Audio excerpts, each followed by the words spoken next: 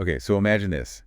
You're standing there, Himalayas all around you, Mount Everest, just dominating the skyline. Uh, Well, it's humbling, right? Absolutely. It makes you feel tiny, but also part of something immense. Exactly. And you desperately want to capture that feeling, not just, a quick holiday snap, but something that really takes you back there. How do you even start to do that? Well, that's what we're diving into today. We want to unlock how you can photograph the Everest Base Camp region, like someone who really knows what they're doing. Going beyond just the camera settings, I guess. For sure, it's about understanding the place itself, the environment, the culture, the ethics involved. It's not just about pointing and shooting. We're looking for those insights that make a real difference. And we've pulled together a pretty comprehensive guide for photographers heading out there. It's got loads of tips, specific spots, trying to help you create images that, well, tell a story. Right. So maybe the best place to start is the landscape itself, because understanding the Khumbu is key. Makes sense. Tell us about it. Okay, so it's not just one big mountain range. Think of it in zones. Down low, maybe 2,800 to 3,500 meters. That's the lower Khumbu. What's that like? Lush forests, lots of rhododendrons in spring, traditional Sherpa villages, those amazing suspension bridges covered in prayer flags. It's fantastic for cultural shots, capturing daily life. So less about the huge peaks initially, more about the life within the valleys. Yeah, exactly. Then as you climb higher, say 3,500 to 4,500 meters, you hit the middle Khumbu. And the change is noticeable. Definitely. You get these big alpine meadows opening up, monasteries perched on hillsides, and the mountain views start getting really clear, really dramatic. Think Everest, 𝐿𝐴 peeking through. Great for those spiritual sights against the peaks. Okay, I can picture that. And then the upper Khumbu, above 4,500 meters. That's where it gets really stark, almost alien. Glacial landscapes, extreme jagged peaks, the base camps, its high-altitude drama, raw nature, ice formations, the Khumbu Glacier itself. Wow, that shift from green forest to barren ice sounds like an incredible visual journey in itself. It really is. The contrast is immense, like stepping between worlds. So given all that variation, when's the absolute best time to be there with a camera for those classic, clear Everest views? Okay, for the clearest skies, sharpest peaks. October to November is generally seen as the prime window. Why then, specifically?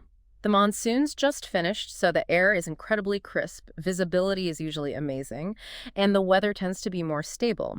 Perfect for seeing Everest, 𝐏𝐡𝐴, 𝐻𝐴 in all their glory. There's always a but, isn't there? Haha, yeah. It gets cold, especially higher up, and especially once the sun goes down. You need to be prepared for serious temperature drops. Okay.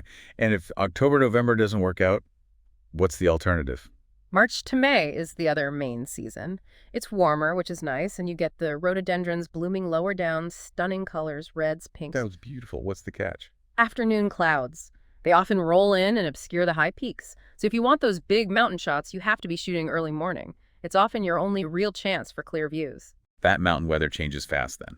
Super unpredictable. Oh, incredibly fast. You can have perfectly clear, still mornings, and then by lunchtime it's clouded over, maybe even snowing. So the key is, Get up early. Seriously. That golden hour just after sunrise isn't just about pretty light, it's often your best visibility window. Wind is another big factor, can clear things out or bring clouds in. I've heard about the Everest plume. Yeah, that huge streaming cloud off the summit, caused by jet stream winds. Looks incredible, very dramatic, but you need a fast shutter speed to capture it properly, otherwise it's just a big white blur. And the cold. You mentioned -20 Celsius at 𝐾𝐲. That sounds genuinely tough, not just for you, but for your gear. It is brutal. Those pre-dawn climbs to places like 𝐾𝐲, yeah, -20 is pretty standard. It affects your comfort, obviously, but critically it affects your camera gear. Right. I've heard batteries just give up in the cold. Is that the main issue? Yeah, that's a huge one. Battery life plummets. It's the cold, yes, but also the thin air seems to make electronics work harder, drain faster. When we say carry 3 times what you normally would. You actually mean it. Absolutely. It's the difference between getting the shot and having a dead camera. Keep spares inside your jacket, close to your body. But it's not just batteries, is it? What else does the altitude mess with? Well, autofocus systems can struggle. All that white snow, low contrast, they hunt around a lot. So manual focus often becomes your best friend, especially for landscapes. Get that infinity focus nailed for sharp peaks. Okay, good tip. And even LCD screens can get sluggish or freeze up temporarily in extreme cold. You just need patience. Let gear adjust slowly when moving between warm tea houses and the freezing outdoors to stop condensation forming inside. That can be disastrous. Right, okay. So we've got this picture of the Kugu, the zones, the weather, the gear challenges. Now, actually getting those pro-level shots, that takes serious preparation. Let's talk gear checklists. What are the absolute must-haves? Okay, essentials. A weather-sealed camera body DSLR or mirrorless. It needs to handle dust and potential moisture. Lens-wise, you definitely need a wide angle, say 14-24 millimeters for those huge valley shots. And for pulling in distant details. A telephoto. Something like a 70-200 millimeter is perfect for isolating peaks like Amet de Blanc or getting details of the icefall from a safe distance. Tripod. Non-negotiable. A sturdy one for low light, long exposures, night shots, and multiple high-capacity memory cards. You'll shoot more than you think. Plus, those extra batteries we talked about, lots of them, kept warm. And the little things, the protective bits and pieces. Crucial, a good lens cleaning kit cloths, blower brush, glacier dust gets everywhere, lens hoods vital for cutting glare off snow, rain covers for the camera in your backpack, and silica gel packs in your camera bag help manage condensation. Simple, but effective. Okay, gear sorted. But the biggest factor is probably the photographer themselves, right? Getting to those viewpoints sounds incredibly demanding physically. Oh, it's a serious undertaking. Places like Kalapathar, that's a tough 2-hour climb from Gorakshep, usually in the dark, at over 5,500 meters. 𝐾𝐤 is similar, a steep, rocky climb. So training is essential. Absolutely. You need good cardiovascular fitness, hiking, cycling, stairs, whatever works. And leg strength is key for stability on uneven ground, especially carrying gear. But it's not just getting there, is it? It's being functional when you arrive. Altitude messes with you. Exactly. Fine motor skills, hand steadiness, they all take a hit. So here's a slightly weird tip. Practice operating your camera wearing the gloves you'll use. Practice while breathing clearly. Get those settings dialed in so it's muscle memory. That's actually really smart. And mentally, altitude affects judgment, concentration. Build in proper acclimatization days. Strategic rest days aren't lazy. They're essential for maintaining creative energy and making good decisions. Rushing it is pointless if you're too spaced out to compose a shot properly. And recognizing altitude sickness. That sounds like it could be really hard when you're just feeling generally exhausted anyway. That is the challenge. Headache, nausea, fatigue. They're common, and they will compromise your photography. The absolute rule is, if symptoms worsen, descend. Immediately, forget the shot. Your health comes first. Any tips for managing it? Stay well hydrated. Dehydration makes everything worse, including hand steadiness.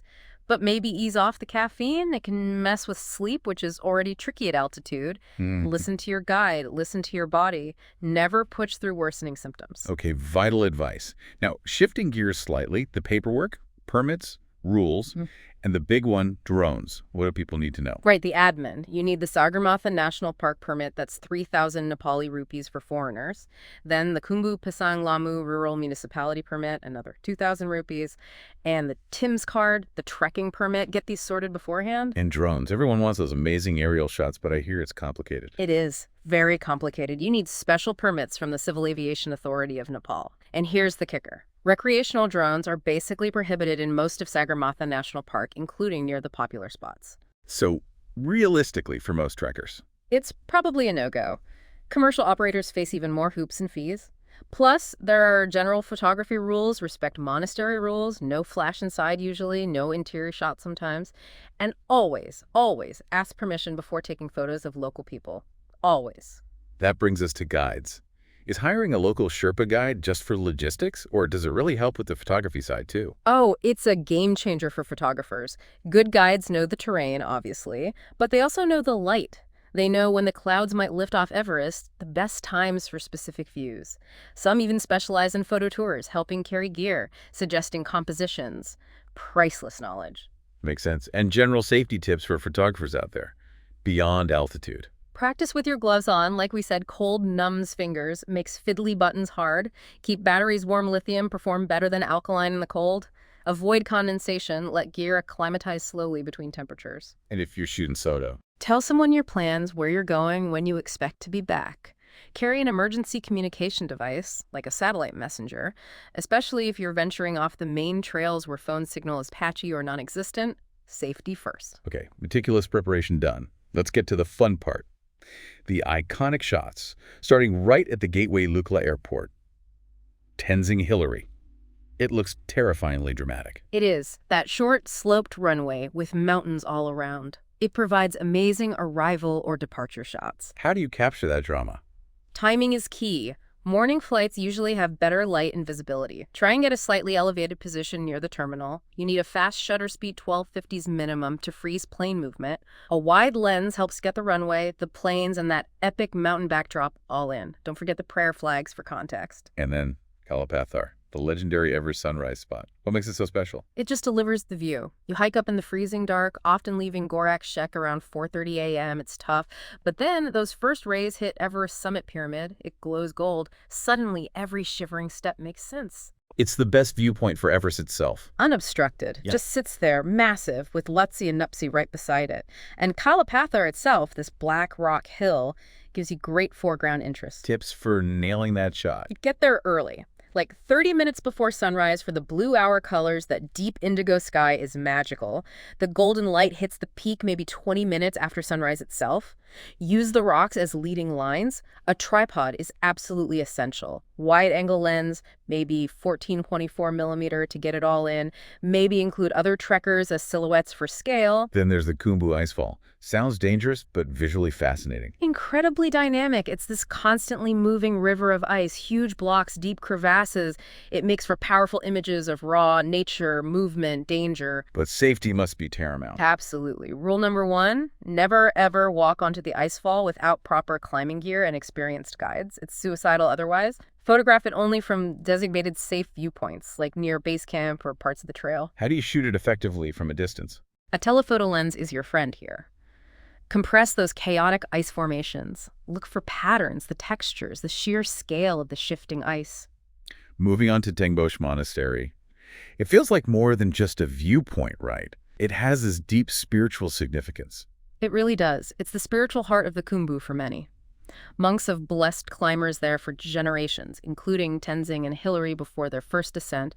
That history, that energy, you feel it. And the views aren't bad either. Spectacular. Unobstructed views of Everest, Amadablam, 𝐏𝐡𝐴ZE. Late afternoon light there can be magical, lighting up the monastery and the peaks behind it. Photography etiquette there. Be respectful. Ask permission before photographing monks or inside the main temple. No flash photography. It disturbs people and can damage the old artwork. Use the prayer flags fluttering in the wind as natural frames for the mountains. Beyond Tengboche, where else offers maybe less famous but still incredible views? Dingboche and Nangkarchang Ridge. Yeah, Dingboche is great. Lower down, wide valley views, those distinctive stone walls around the fields providing foreground interest. Gives it a real sense of agriculture at altitude. And Nangkarchang Ridge, it's a half-day hike up, quite steep, but the payoff is huge. Unique perspectives down the valley towards Island Peak. Worth the effort. And Namche Bazaar, the main hub. Yeah, Namche's buzzing, great for vibrant market scenes, especially on Saturdays. Get there early. The town itself is built in this natural amphitheater shape, which makes for really interesting layered compositions looking down on it. And the Hotel Everest View nearby offers, well, guaranteed Everest views from its terrace. A bit easier than climbing a ridge. Okay, let's talk hidden gems. Places maybe off the main EBC track that photographers should seek out. Definitely. 𝐾𝐞𝐬 is a fantastic alternative to Kalapathar. Still a tough climb, 5,357 meters, but often less crowded.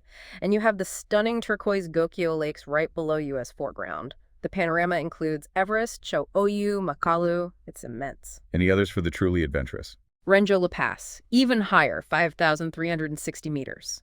It's a much tougher approach. Part of the 3 passes trek, so very few people. The views back towards Everest and 𝐶𝐲 are just staggering. Real solitude up there. Amadablam is such a striking peak. Is there a way to get closer shots without needing mountaineering skills? Yes. Amadablam is maybe the most photogenic mountain in the world, that perfect pyramid shape.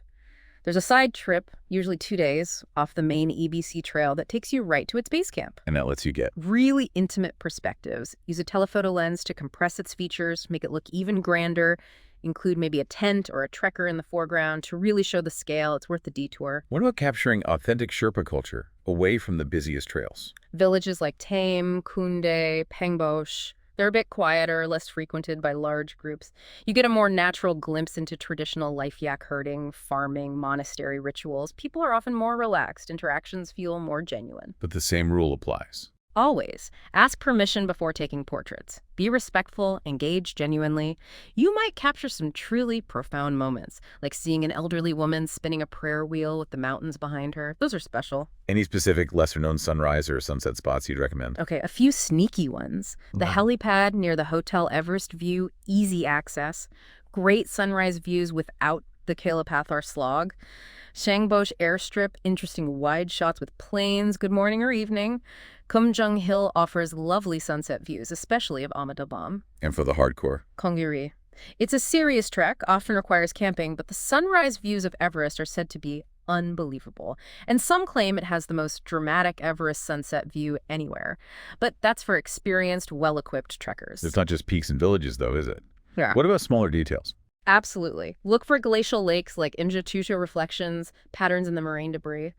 In spring, the wildflowers, especially rhododendrons, are amazing. Get down low for macro shots, life surviving at altitude. And those suspension bridges, always dramatic, with prayer flags, mountains behind. Lots to capture besides the big vistas. Okay, let's switch to technique.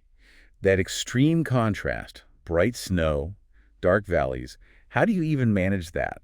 It's probably the biggest technical challenge up there. The dynamic range is huge. So first rule, meter for your highlights. Protect the detail in the snow. You can often recover shadow detail later, but blown highlights are gone forever. So underexposed slightly sometimes. Often, yes. Check your histogram, make sure the whites aren't clipped off the right edge. Graduated neutral density filters can help balance the sky against the land. And bracketing exposures is essential if you plan to do HDR processing later. Take multiple shots at different exposures. How about capturing movement? Fluttering prayer flags, yaks, clouds. For prayer flags, you've got options. Fast shutter speed, maybe 1250s or more, freezes them sharply. Or a slower speed like 115s creates intentional blur, conveying energy, needs a steady hand or tripod for the slow speeds. Yes. Use continuous autofocus, AFC or servo, to track them as they move along the trail. Great for documentary shots. And clouds swirling around peaks. Time-lapse is brilliant for that. Use an intervalometer on your camera, set it to take a shot every few seconds for maybe an hour or two. Yeah. Compressing that into video shows the dramatic mountain weather unfolding. Night photography must be incredible there. Clear skies, high altitude. Out of this world, minimal light pollution. For the Milky Way, use your widest, fastest lens, like a 14-24mm f2.8. High ISO, maybe 3200 to 6400. Shutter speed around 20-25 seconds. Use the 500 rule as a starting point. 500 divided by focal length. Manual focus on a bright star. And star trails. Longer exposures, much longer, like 30 minutes up to a couple of hours. Aim towards Polaris, the North Star, for those classic circular trails. Needs a tripod and lots of battery power. What about using natural light during the day? Is golden hour different up high? It can feel like it arrives a bit earlier and lasts a bit longer sometimes because of the clear air and angles. Definitely be in position early. Blue hour, just after sunset or before sunrise, is also amazing. That deep blue sky contrasts beautifully with snow peaks. Mid-daylight. Generally harsh for landscapes, flattens things out, good time to rest, recharge batteries, maybe shoot some portraits or village scenes where brighter light works okay. And for those massive Himalayan vistas, panoramas and HDR seem essential. Absolutely.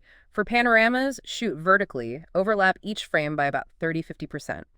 Crucially, lock your exposure, focus, and white balance settings manually before you start shooting the sequence, so they're consistent across all the frames. In HDR. High dynamic range. Bracket those exposures, usually 3 or 5 shots, one normal, some under, some over. This captures the full range of light from the brightest snow to the darkest rock shadows, which you can blend later in software. What if someone doesn't have all the big camera gear? Can you still get decent shots with just a smartphone? You absolutely can. Modern phones like the top iPhones, Samsungs, Pixels have amazing cameras now. They cope surprisingly well even in the cold. Are there apps or accessories that help? Definitely. Editing apps like Snapseed or Lightroom Mobile give you lots of control.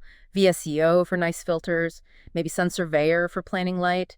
And you can get little clip-on lenses, wide angle, or telephoto that expand your options without adding much weight. But the cold and battery issues still apply. Even more so for phones, maybe.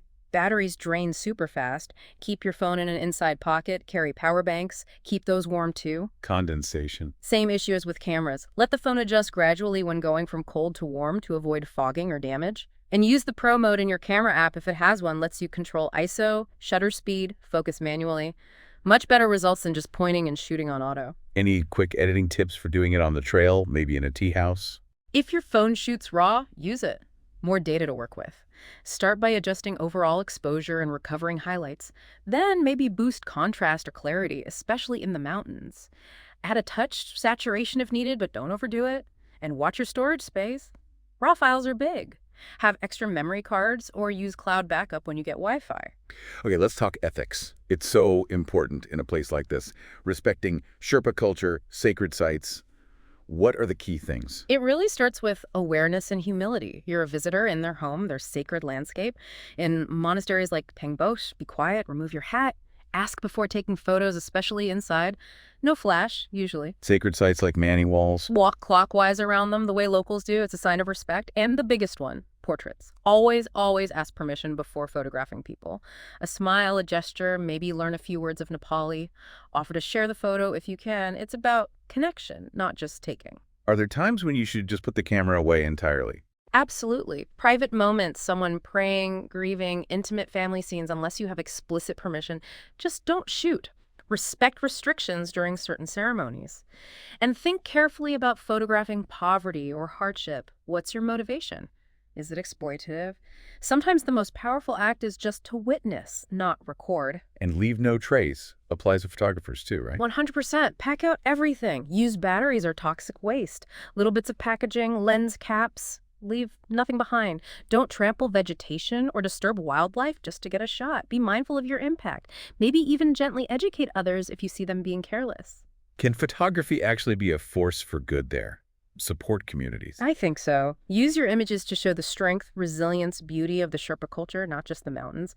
Buy crafts directly from local artisans. Share stories that promote responsible tourism, encouraging others to visit respectfully. It can be a powerful tool for connection and understanding. And just to hammer home the drone point again. Yeah, it bears repeating. Permits are hard to get, expensive for commercial use. Recreational drones are banned in most key areas of the park. And ethically, they can be really intrusive, disturbing wildlife, annoying people, disrespectful over sacred sites. Seriously, consider if you need one and if it's appropriate, beyond just the legality. You know, listening to all this, it strikes me that photographing Everest isn't just about the photos you bring back. It's about the whole experience, the journey. That's it, exactly. It's transformative. You don't just shoot Everest, you witness it.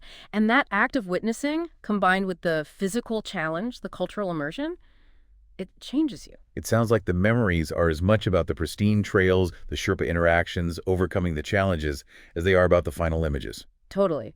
Standing on Kalapathar at sunrise, feeling that immense scale but also your own achievement, that's something you carry with you. It's a unique blend of independence and connection. So it's a journey of skill, but also of connection to the place, the people, maybe even yourself. Beautifully put. It demands preparation technically and physically, but also deep respect. From the chaos of Kathmandu to the silence of base camp, every step is a discovery. The energy of Tengbosch, the ancient feel of Dingbosch's fields, the chats in the tea houses, it's profound. So the final thought for anyone dreaming of this photographic adventure. Go prepared. Be respectful. It's an unforgettable experience. Your Everest base camp journey starts with that first step, right? Be ready not just to capture its wonder, but to truly witness it respectfully.